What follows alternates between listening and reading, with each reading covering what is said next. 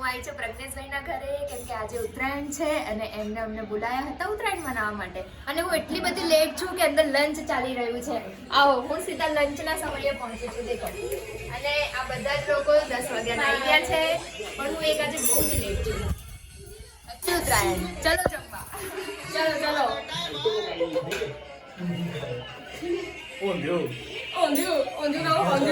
Sorry આંટી મને late થઈ ગયું. આંટીએ મસ્ત ટેસ્ટી જમવાનું બનાવ્યું છે. બધું જ ઘરે બનાવ્યું છે. ચટણી લેવાનું બાકી છે. ખોટું ના બોલ.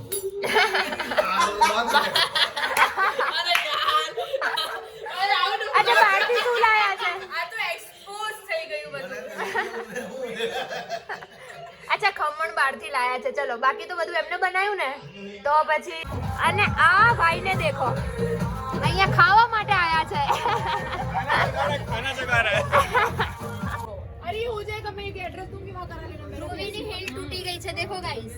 ध्रुवी कई રીતના તૂટી? પગ મત છોડાઈ ગયો. પગ મત છોડાઈ ગયો. ઠીક છે સમજ કે તમાર ધ્રુવીની હીલ તૂટી ગઈ છે. કઈ વાંધો નહીં ધ્રુવી બીજી આવી જશે હો. હા મારી બેટ છે કઈ નહીં બકા. થઈ જશે નજર લગે યાર 3 જણે એ બેઠા ને તો કોમેન્ટ કર.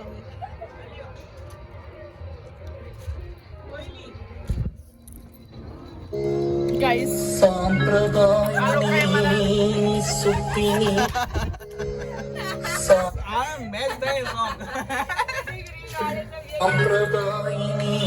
Guys, મારી નજર આ બંને લગાઈ છે. તૂટી ગયો નહીં. તમાર બધાને મેરી ખાવી છે? ચીકી ઘરે બનાવી છે એ પણ આંટીએ બનાવી છે. આમાં મદદ કરાઈ હતી ખાવામાં.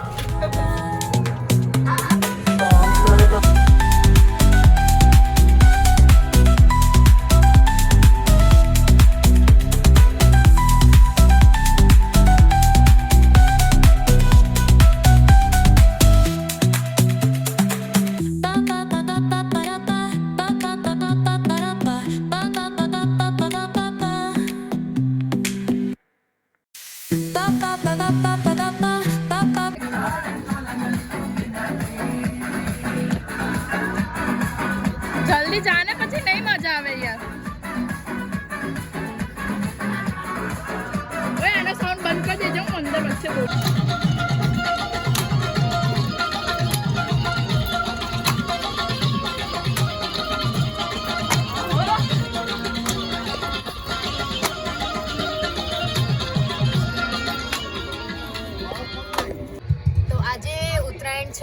અને દેખો મારા હાથે મેં આટલી બધી પટ્ટી લગાવી દીધી છે. હવે તમે લોકો વિચારતા હશો કે હજુ કશું લાગ્યું નથી તો પણ કેમ પટ્ટી લગાડી છે?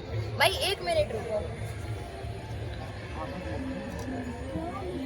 પતંગ ચગાવતા પહેલા ફિરકીના બોક્સ ઉપર લખેલું છે નિર્દેશમાં કે પટ્ટી બાંધીને પછી જ પતંગ ચગાવવો જેથી આપણે વાગી ના જાય. એટલે બધા જ લોકોને કહું છું કે સેફટી ફર્સ્ટ. ભલે જે લાગતું હોય પણ પટ્ટીઓ બાંધીને જ પતંગ ચગાવો.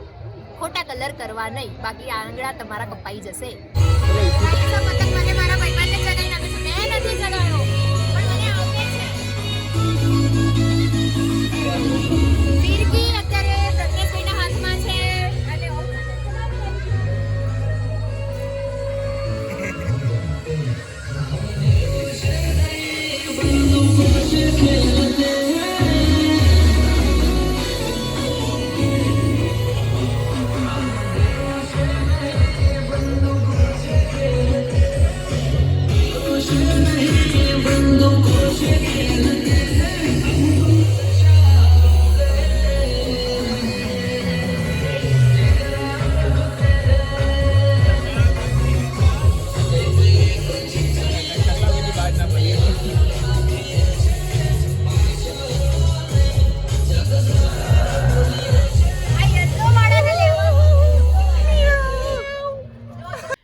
નકરા પતંગ ચગાઈને હું હવે બહુ જ થાકી ગઈ છું.